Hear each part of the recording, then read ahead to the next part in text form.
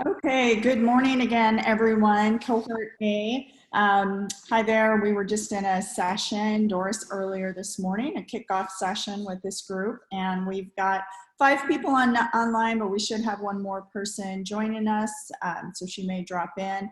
And everyone, this is your first employer session. I'm excited about that. Doris, thank you so much for you and your team being here today. So Doris is with the University of Phoenix, and I'm going to turn it straight over to her. And again, reminder to our cohort, we'd love for this to be an interactive session, so feel free to drop some things in chat, and I will monitor that as we go as well. All right, Doris, I will turn it over to you. Okay, I'm going to share a screen right now, so just give me a second. Can everyone see the PowerPoint? Not yet. Get her email address or use those Kevin's. Okay, let me try this. This is always got to be creative with technology. It was coming. Sorry, it was taking a second to load, but it was there. Yeah, it came up. Do you see it now? Yep. All right, great. So we're excited to spend some time with you. So we thought we would give you just a quick overview of kind of what we're seeing in the areas of credentials and career paths, and then leave time for question and answers, because there's a couple of things happening from a trend standpoint that might trigger some questions and conversation, but we wanted to at least give you what we're seeing and paying attention to, and then we can talk about anything else that you want to talk about that comes up in your world as a result of what we shared. So hopefully that will help meet the expectations of everyone on the call and give you something to walk away with as you go back and take and apply some of what you've heard today through all the sessions you've participated in. So I wanted to talk a little bit of kind of what we're seeing from a job standpoint. There was some time ago a study that was done just to look at what are we seeing for trends from job openings, what kinds of skills and academic preparation is required for those jobs. And obviously back in 2013, that's a lifetime ago based on changes we've seen from that. And so at that time, they were saying that 65% of the jobs would require something beyond a high school education. It didn't mean necessarily a college degree, but it meant a bachelor's degree, but it meant some preparation beyond just what they've learned in high school. So as of today, that stat is actually at 68%. So it's stayed in line with what the predictions are. It's actually a little bit higher, but you can see then the breakdown in each of the categories that 35% still require at least a bachelor's, sometimes more. 30% require some sort of college experience. Most of the time that lands on an associate's degree or something equivalent to that. There's also some apprenticeship and some other things that are tied into that area. And then 36% of the job openings will not require any sort of preparation beyond high school. So 68%, we've seen that alignment. That's been pretty accurate from a prediction. So just recently, they did an update to that to say, okay, what might we anticipate, for the next 7 years out as a result of what we're seeing today. And so 70% is the number that they're looking at as a predictor of that will require some sort of education beyond high school. Compared to the 65 originally predicted, but 68 that we're actually seeing today. And the biggest shift that they're seeing in that 70% is between the second and third bullet on here, where there will be a higher percentage requiring some college education at an associate's level or something equivalent, and a smaller percentage of jobs that will really require nothing other than a high school. So you can see that that's where the breakdown is. I think they said it will drop to 30% in the job openings that will require just a high school education. So the trends and you can go to Georgetown to get some of the updated information. Chronicle.com is the one that had the most recent update to what we predict for the next 7 years in partnership with what Georgetown did originally. So they're about ready to launch their updated report there.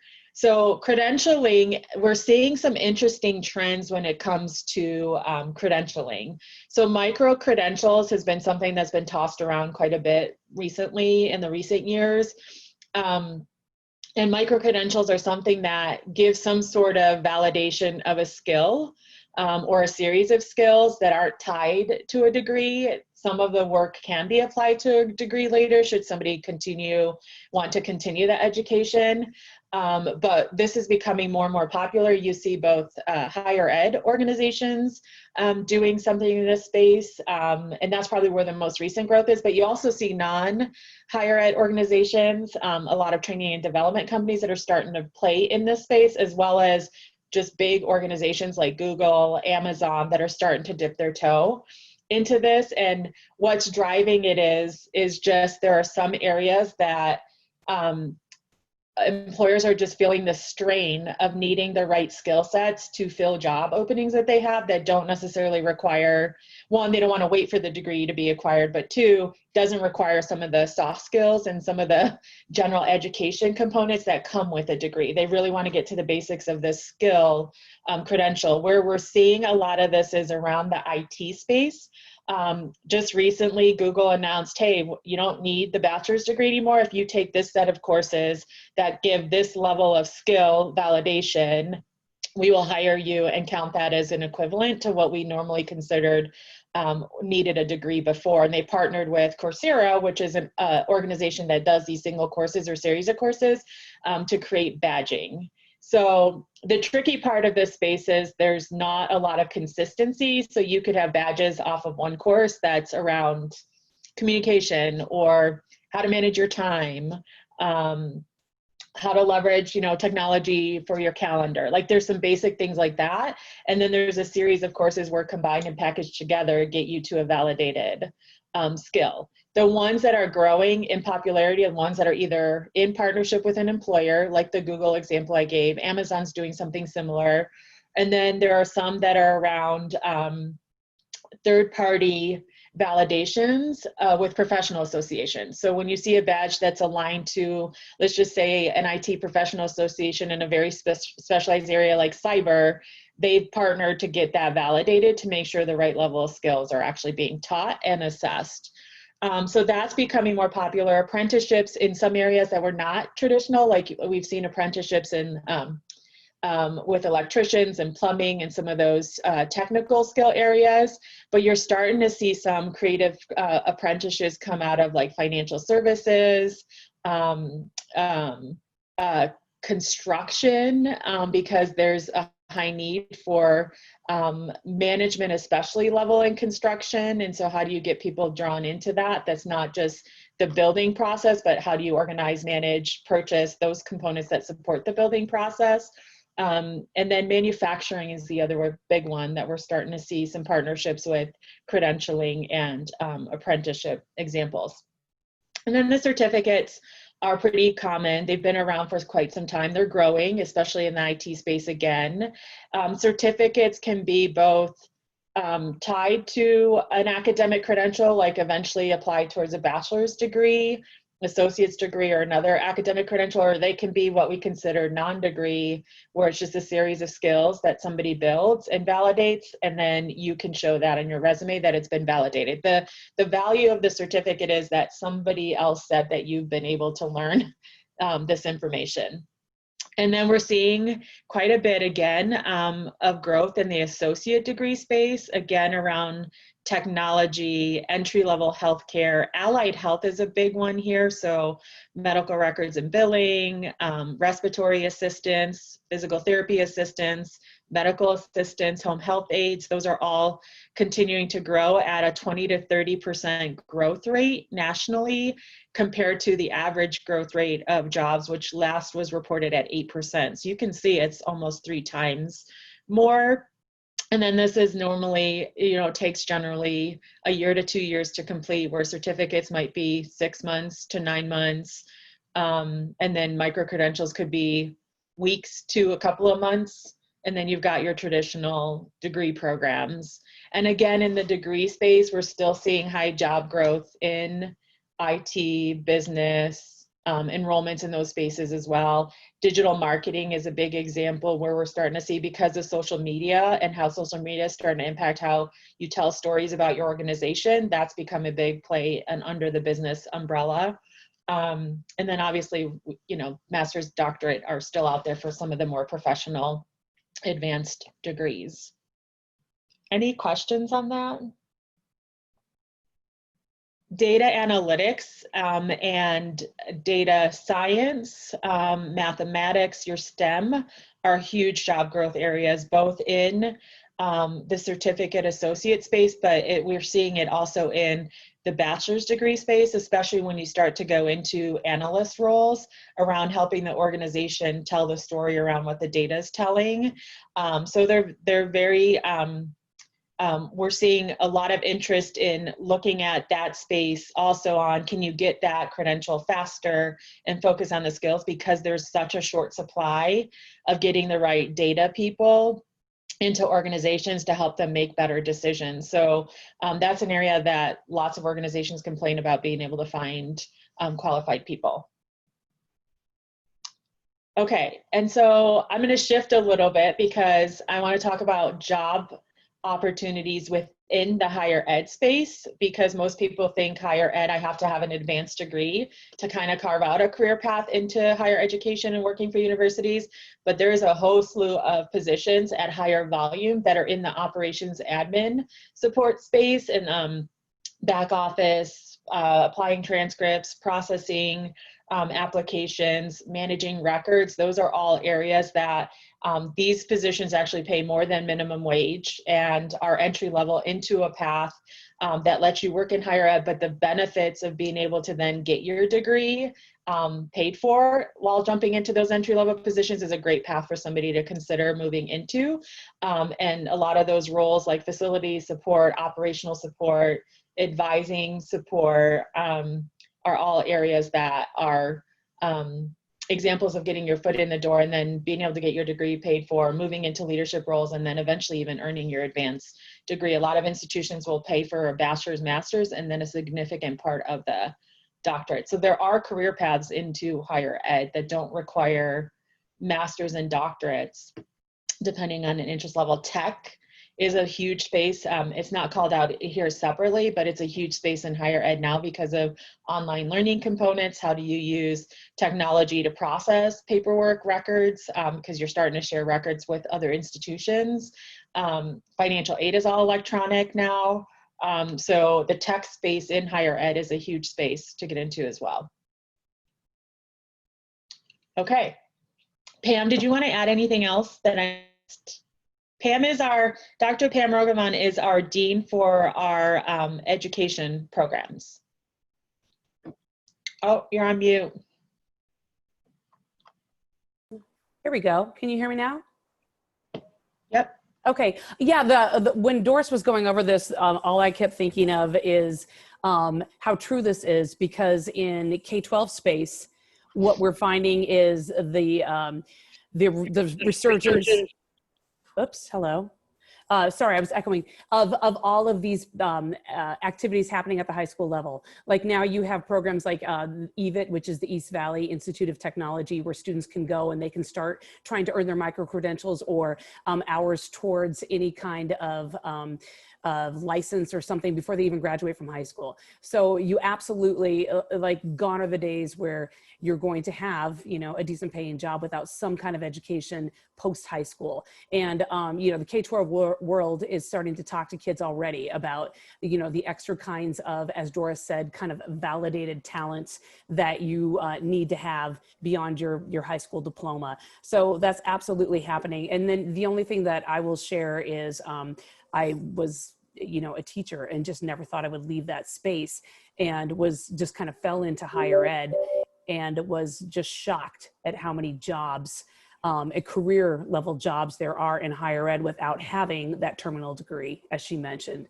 So it's absolutely, you know, like I know in Tucson, the University of Arizona is the highest employer of that entire that entire community.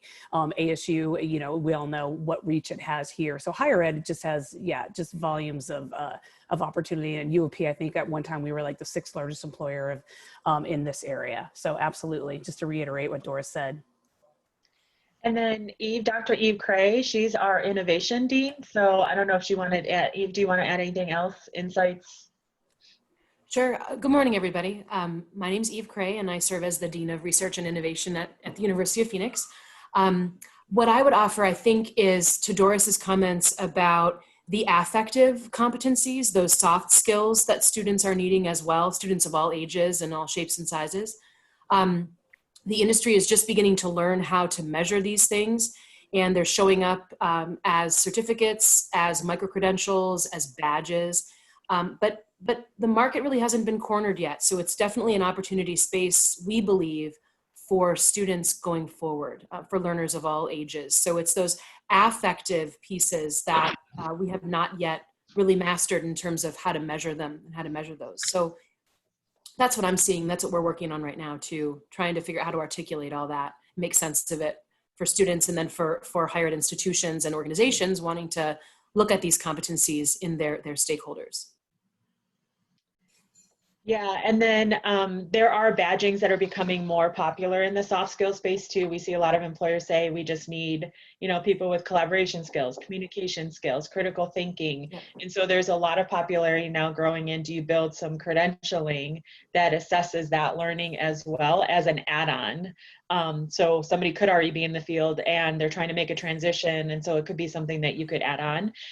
The one thing I wanted to really highlight too, and I skipped it in the presentation, but it looks like we have a little bit of time, so we'll still have plenty of time for Q&A. But on the IT side, that's where people, because of the way technology is used today, you've got kids coming out of, you know, middle school into high school that have more tech experience than many adults who are in that workspace, and the area or space around developing programming, software development, information security, safe agile, which is a process now that's project management like, is building itself over technology, because you need that skill to be able to drive technological changes. But those are all spaces that we're seeing employers say, we don't need the degree anymore. If you can prove that you have that either experience or credential, we will take that credential over a degree, because there's such desperation into filling those roles, but also with the understanding that by the time you finish a degree, you're having to show that you have an updated credential related to it anyway, because things change so quickly in technology space that you're always learning to try to stay up to date with the newest like programming languages. So somebody who did a programming degree 3 or 4 years ago is already dated by the time they graduate, because new programming languages come out all the time. And so and then programming in the data science space and how to leverage that data and tell the story is pretty common right now as well. So those are opportunity areas that people can jump into high-paying jobs early on without a degree, that gets them a foot in the door, and then they can grow into different layers of leadership or roles, advanced roles, and they'll get their degree paid for usually with some of those organizations that they join. So there's a lot of ways into career paths that don't require necessarily the degree. Now, the one thing I will say is we don't know how COVID will impact all of this. So it's still hot off the presses. We're monitoring just to see, are we seeing any changes in specific jobs that might go away altogether? Are we seeing changes in the needs of what we need to be looking for as a result of what COVID's done to our working environments? And so the biggest trends right now that we're seeing is obviously the job impact and the economy. It's hard to tell what will kind of survive and what will not come back, but the IT space is still a high need space. When you look at job openings, we use a tool called MC, which is it's an organization that scans all job openings across the United States, and then it looks for, based on types of roles, the very specific skill sets that are required or listed in that application, and IT still continues to be the highest volume space. And then cybersecurity is the other one under the IT space that has also some business application to it. And then virtual collaboration, leveraging your different technology apps, So digital literacy is the biggest thing that we're seeing that will probably become even bigger as a result of COVID, because more and more organizations are reconsidering, do you really need to be in a physical building to do the work, because they're seeing great results, and some organizations even better results because there's less distractions for some people at home than there is at work. And so they're starting to rethink, do you need all this infrastructure and building space, or could you just set up people to work from home permanently? So those still are too early to tell what we'll see out of that. Other than we're seeing some patterns of degree around mental health that are showing and growing too. So counseling positions are pretty highly sought in Google search terms so far. Okay, now we can open it up for Q&A.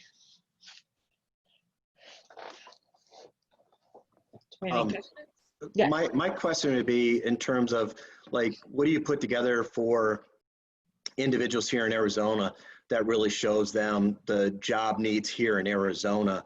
I think a lot of times individuals speak in terms of like what's happening across the country and what are the great jobs to be in right now, but that might not be what's actually available within their area. Yeah. So do you have a chart that's fairly up to date that you supply that shows what's happening in Arizona from the university's perspective? I know it from a workforce development perspective, but what you might have, and also how your numbers of individuals within your degree programs, how they're matching up with Arizona and the actual placement after 6 months of them actually being in the areas that they went to school for versus being someone that graduated, but they're not necessarily utilizing their degree in their specific area. Yeah, so I can speak to, and we can send content after too. We can probably send it to the organizers and they can get it out, but I can speak to what we're seeing in Arizona specifically. So IT, it's considered kind of the second Silicon Valley space in Arizona.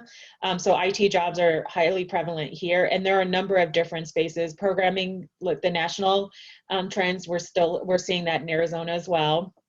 And then cybersecurity is a big space too. I mean, the chamber also looks at that, and they're aligning groups of people to work together with employers and the universities to make sure we're building the pipeline. So they're also seeing cyber as one of the high need areas here. Financial services, even entry level around the financial clerks accounting kind of layer is a big one in Arizona. And then construction and manufacturing, but not what you normally think of construction and manufacturing. There's a lot of technology now in manufacturing. And so learning the technology and how to make that work for manufacturing, what gets built, there's a high need for that. And there's some partnerships that Chamber has built also with community colleges in the area to help build some of those credentialing.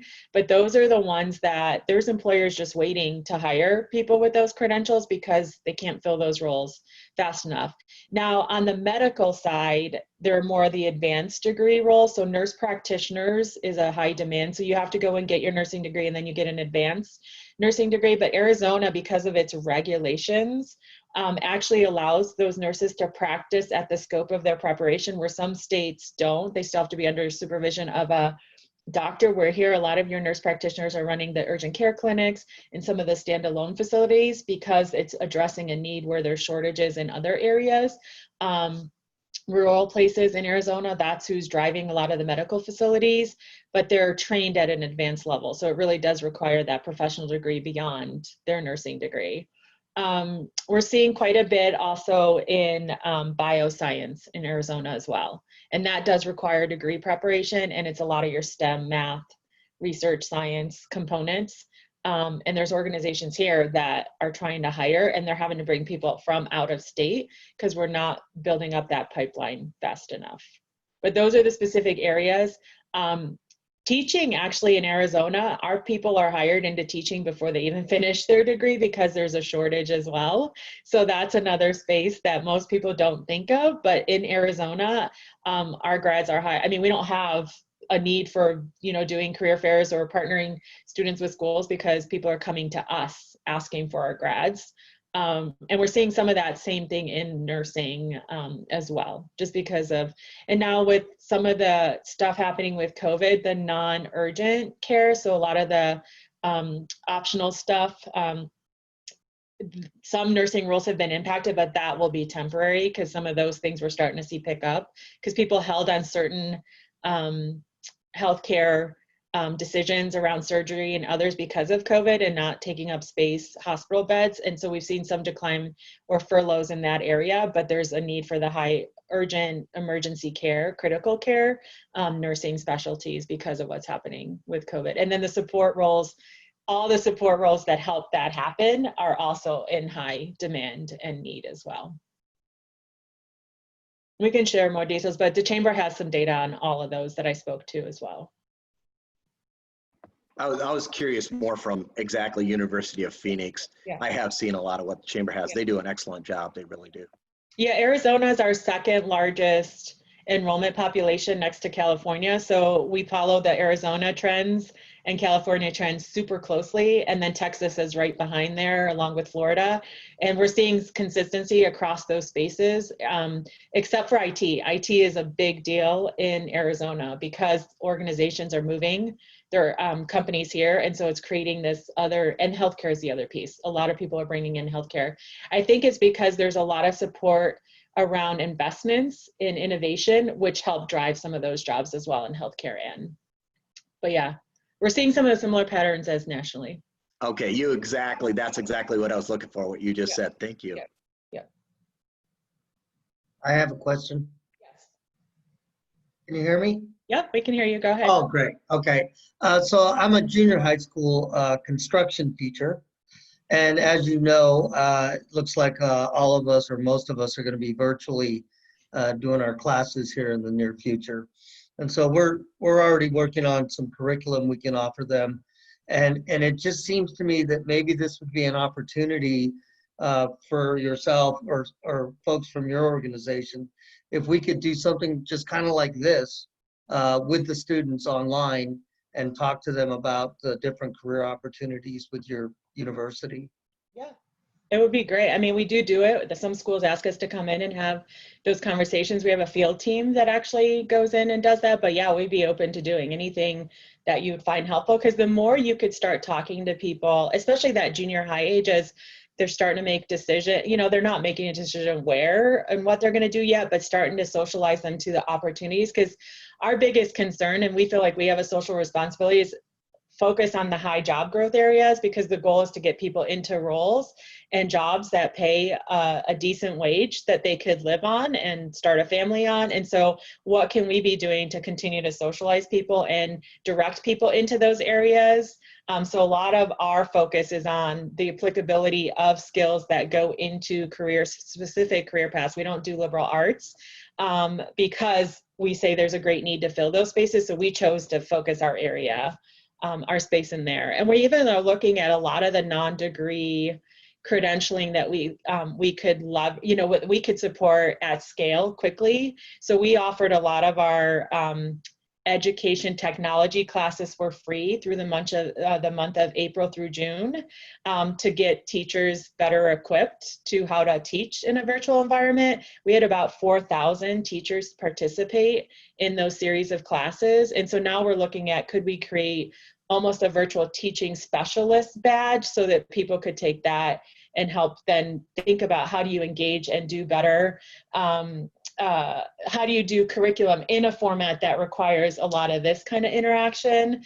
And how do you do that at certain age groups too, right? Because the younger a group is, the more directive education and delivery is needed, but everyone is forced to be able to look at how do you leverage the technology because of the state of the pandemic. And so there's opportunities there. The other one, which education does super well, is around cultural competency and diversity and inclusion, but we feel like there's more that we could be doing to support that competency for employers across industries, because there's a high need for just really helping people understand how do you work with groups of people that have had different life experiences, come from different backgrounds, think differently, and how do you build synergy around those differences to create better decisions, solutions, and offerings depending on what your organization does. And so there's definitely a need there too. Other questions?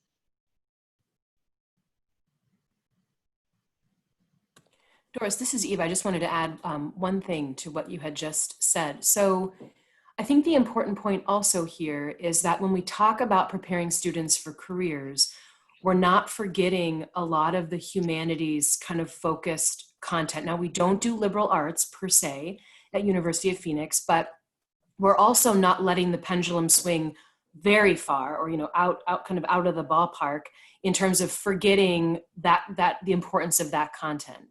And in that respect, it does speak both to what we do as a non-traditional institution, but also there's pockets of that content at traditional institutions that can be repurposed inside of career-focused education as well. So there's much literature on how valuable humanities education is, how valuable liberal arts educations are, and how they diversify the way in which students think and how they are able to interact with one another.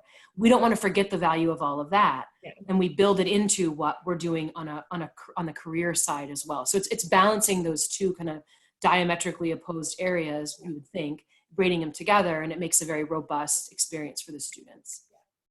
And I want to talk a little bit about the mapping, because I mentioned MC, which is an organization that continues to do research on what's happening with jobs, what skills are needed, what are we seeing for trends in different parts of the country. So we are actually, when we look at programs going forward, and we've already done this work already for some of our programs, but we're looking at the different job openings that are out there for certain tracks. So for IT programming, we use that data to say, what today, of all the job openings in this space, what are we actually seeing for skills that are required? Because that changes over time based on how technology changes and how roles change in organizations.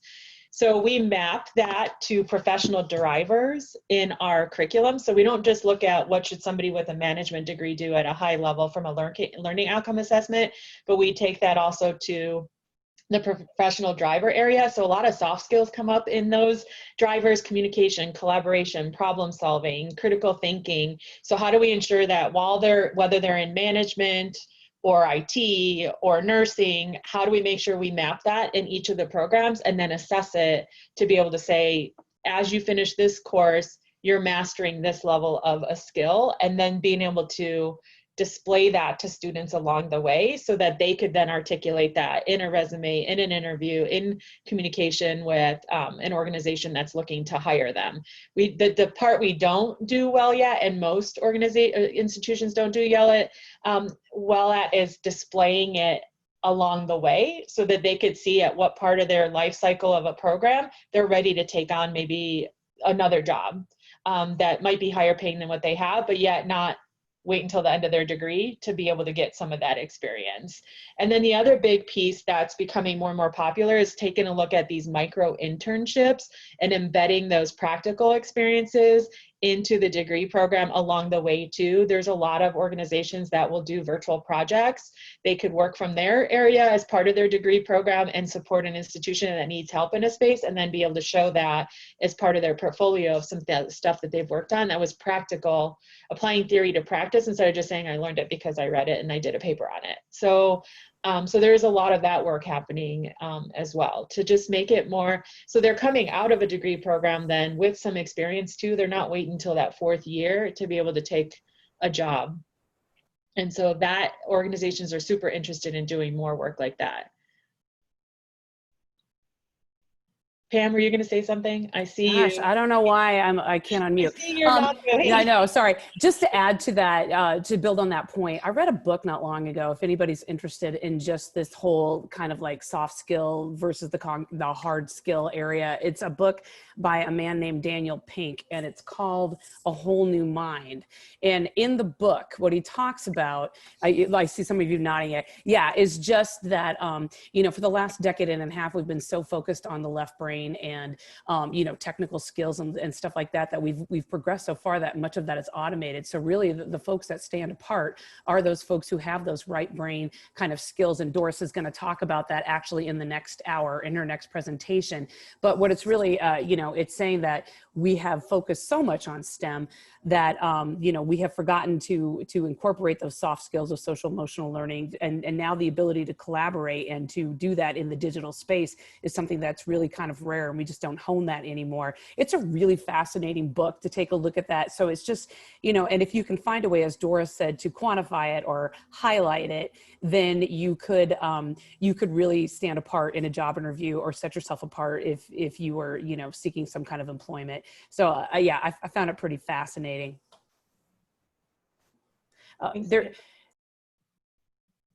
Oh, you're on mute again.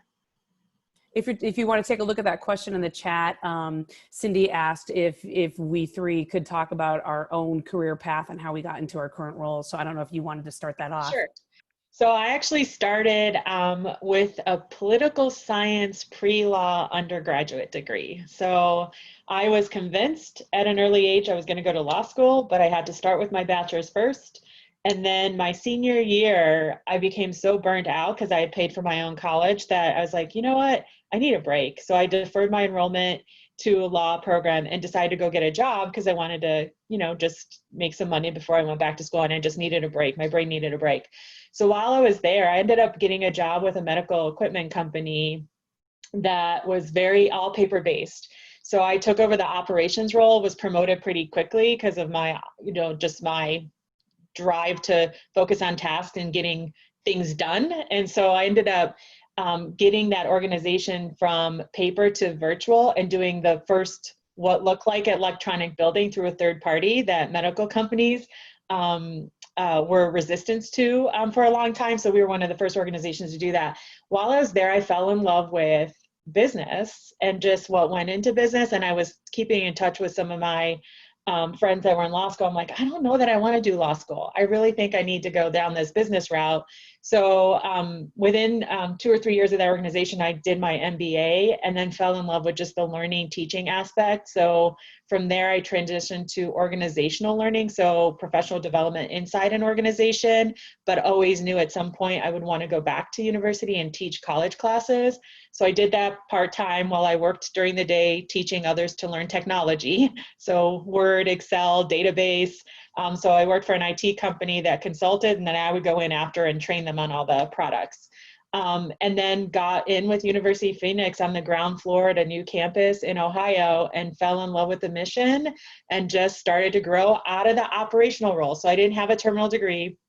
I started growing on the service side and the campus side, and that led then to a career path into academics, where I'm currently finishing my doctorate degree, and really involved with curriculum design and the academic side of the house. So there are career paths into non-academic roles that can get you to cross over to those other areas. And I fell in love with it because my parents, were immigrants to the US, never finished their high school degree, always preached the value of education. So in a way, I feel like I'm giving back because we are open access and we do meet a need of a population that oftentimes, because of formatting, doesn't work in a traditional environment, although a lot of traditional institutions are now looking a lot like us too. So yeah, so I had a very unplanned path, which is funny since I'm such a planner, and ended up here where it wasn't ultimately my long-term plan. It just fell into it after taking, several roles in.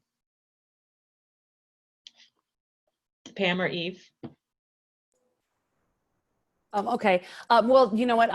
When I grew up in a college environment all the time. I was always lived in a college town because my dad was a college football coach. And so I knew I was going to higher ed, but I didn't know what I wanted to do. And I had 2 majors and 3 minors before I graduated. And I finally landed on teaching because I said to myself, what sounds like fun from 8 to 5? What sounds like fun?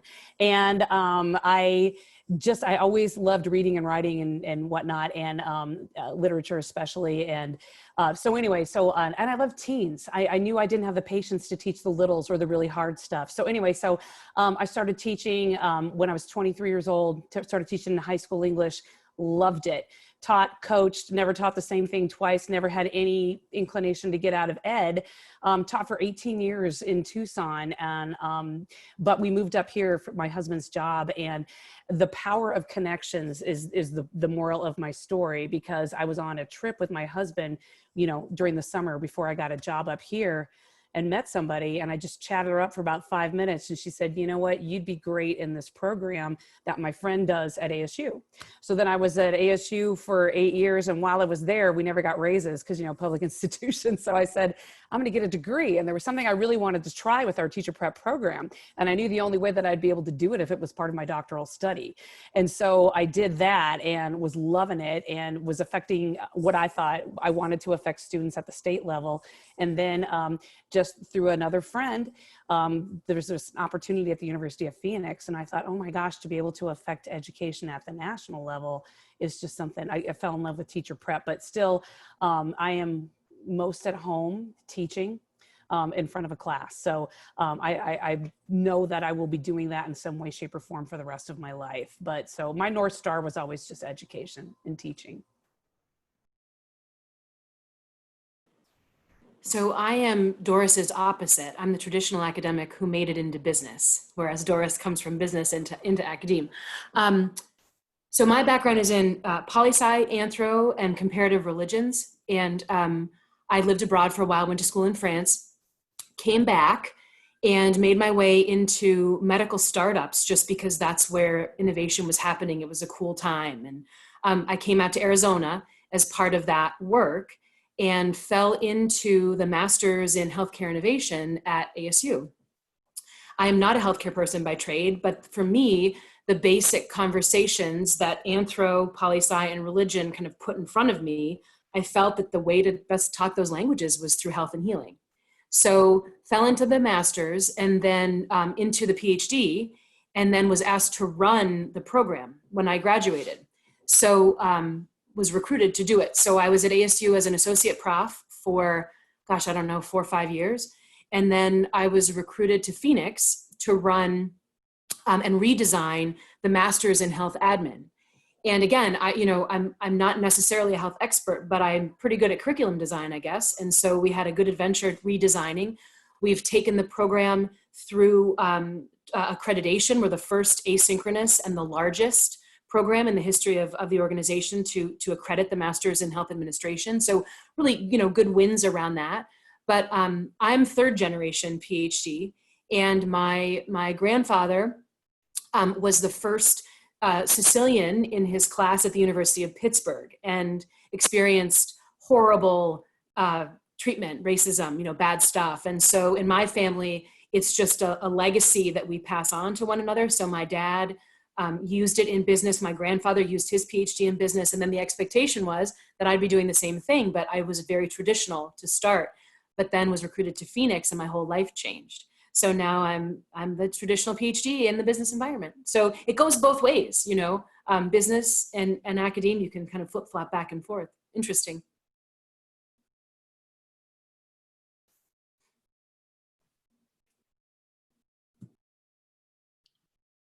Doris, if you're talking, you're on mute now.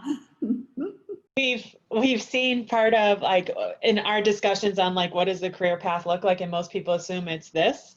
Well, now it's these squiggly lines and you're moving and up and down, over, across, and there's value in that. I feel like my experiences with inside the organization in 4 different departments helps me actually lead an academic team designing curriculum, because I have that context of how do you do that, understanding what student support looks like, what does the market say, what makes it an effective program. It's learning outcomes, but also it has to be viable. So how do you blend all of that into running the academic side of the organization? So it's pretty neat to watch people's, and higher ed, actually, you do have people coming from multiple points in, and that's why I said it's a great place to get your foot in the door in the beginning through some of those operational support roles, and then get your degree paid for and grow as a result of it. So it's great to see, to watch people's trajectory in all the other industries. I mean, latest data says 9 or 10 different roles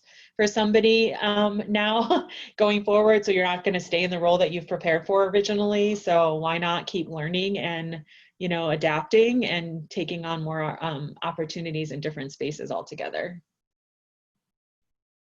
Thank you for sharing your personal stories, because I think that's one of the great things that we learn through these employer experiences, is just the different places people come from in order to get into the roles they're in. And you're talking about things like connections, being open to opportunity, the ability to continue to learn. I mean, all of these things that we share with our young people.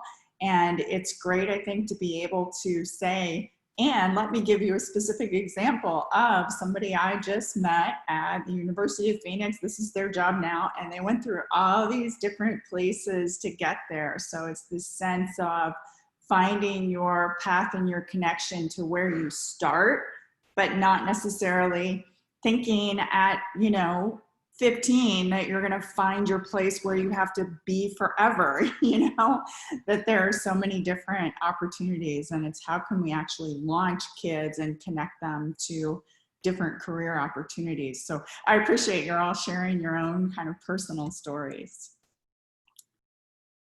Anyone else have any questions or comments that you want to throw in? Just jump in. Is there a specific link or website to find the micro-credentials other than just a general Google search? So we do, well, no, because there's not a consistent application. So there's not a national place to go look.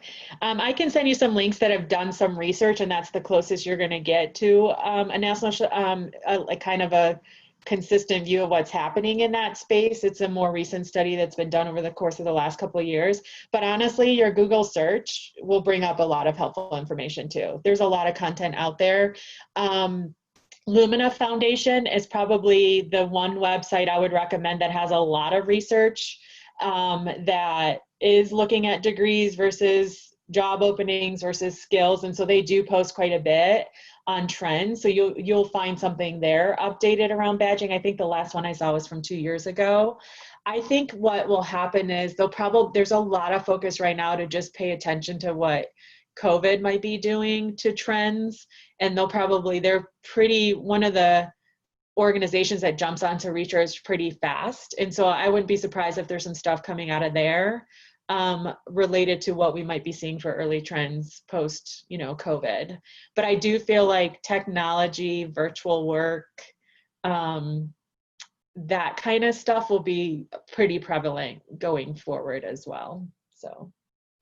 And you will see a lot of pressure on institutions going forward to really focus on the skills and being able to articulate what skills are you actually developing inside the programs, and how do you show that? How do you validate that? How do you know that students learned what they were supposed to learn? I think that's probably a big trend we're seeing within higher ed is how do we don't just talk about the degree. What is it that the degree is going to enable them to do down to the skill level? Because it's always been pretty high level. But how now employers are super interested in that. Our student behavior and research trends are showing they're even more interested. There's a lot of pressure to make sure that if they're going to spend money, it's got to result in some sort of outcome that's going to get them a decent job. And so they want proof of how fast can I get it done? How do I make sure it's relevant? And then what kind of job can I get? So it's going to put lots of pressure on higher ed institutions to adapt how they normally have done things. Doris, may I add a suggestion too? Yeah. So Erin, the other place you might want to look is CAEL, C-A-E-L. It's the Council on Adult and Experiential Learning. And they're a pretty cool group. They're kind of corralling all the information around adult learners and trying to put it all in one place, translate it, do some certifications themselves. And they're a higher ed group, but they have some good information too. CAEL is the acronym. Excellent, thank you. And then what I can send post this is the different reports that we do have that have come out of some of these organizations. And so if you want more information and love to read, you can dig in because there's a lot of detail in there. And if you're not, then what we shared kind of is the summary, executive summary coming out of there, but we can give you a lot of that content too. And then that has kind of the main organization that does a lot of that research. So you can always go back and check for more updates. Aaron, just to give you a little bit of an idea of what's available in Arizona, the Career and Technical Education site actually lists all the industry certifications that are available through the high school level, and then there's a little piece that does it for a college also. But every career and technical education program now has a mandate from a federal level to link to an industry certification. So moving forward from this point on, that there's going to be, it's going to be a rarity to see a student leave high school without having some type of career guidance going into a specific direction.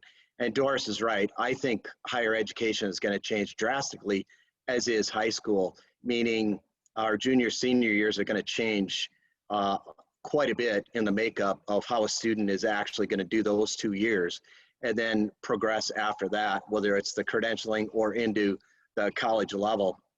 So I think most of the higher education is going to lose that intro class, which is going to be done at the credentialing level, and they're going to go to that more advanced level. So I think that's going to shift to the high school level. And then what's been happening in the 9th and 10th grade is going to shift lower into the 7th and 8th grade for that preparation. So, you know, we are going to have a seamless K-12 and then on to post-secondary, which we've not had. I think in the Arizona, not only Arizona, but just nationally, for 20 some years, we put the technical part on the back burner and we found out that didn't work, especially manufacturing, whatever. Service industry wasn't doing it. That's why we have the trade deficits. You know, we became a powerhouse as a country when we actually did manufacturing. And Arizona is really in the forefront. We're doing an amazing job. I think it's a tremendous time for students to be graduating because not only are we taking the lead as kind of like the second Silicon Valley because all those companies are locating here because of how attractive we are. And most people don't mention why so much tech's coming here. We're one of the very few places in not only the United States, but around the world that from a natural disaster perspective, we don't have them. So this is the perfect place for tech to put their data centers and a lot of things that are happening. And of course, with data centers comes cybersecurity, and we can see where it's forming from there. But I don't want to take up all the time, but I really appreciate how we've all shared, and it really does give us a lot of insight of what's available. One last question. At the University of Phoenix, if someone was to come in at an entry level, like you mentioned, for the degrees that they would be able to have for part of their employment, do you offer that to part-time workers as well, or just full-time? So we're starting to actually explore. So like financial aid services, we always only hired at a full-time level. We've now we've actually added part-time roles there. So we are looking at how do you expand that in some of the other areas, because we are cyclical in volume. Even though we're not a traditional start, stop in fall and winter, our highest volumes are there. So part-time workers can then take on other projects. So you can keep them on throughout the year, but then use them in those cyclical spaces where you just need more support.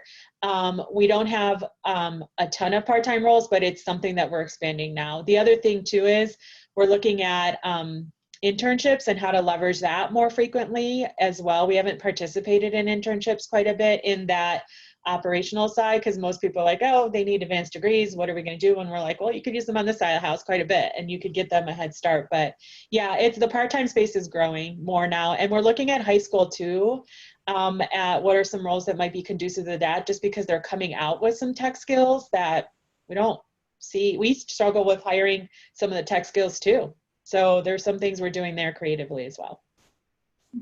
Great. Oops, I'll let you go, Cindy, that's fine. I'm just going to break in almost, it's 10:55, and Doris and her team need to actually log off of this session and get into another Zoom. We had to separate those out. So great conversation. I really appreciate Doris and Pam and Eve being on today and sharing. And we'll get those links and that information and share that back out with the teachers. So cohort A, I think you are off for the rest of the day. We've had you for the last few hours, and then tomorrow, I think on my notes, you're with Wells Fargo, Charles Schwab, and State Farm. So I think I'll see you in a couple of those sessions, or at least one of them tomorrow too. And again, if you have any questions or comments or anything, feel free to text me or drop me an email. But thank you all very much. I really appreciate your time. It was a great session. Thanks. And I added my email address in case there's follow-up questions. Feel free to reach out. Great. Thank you. Thank you.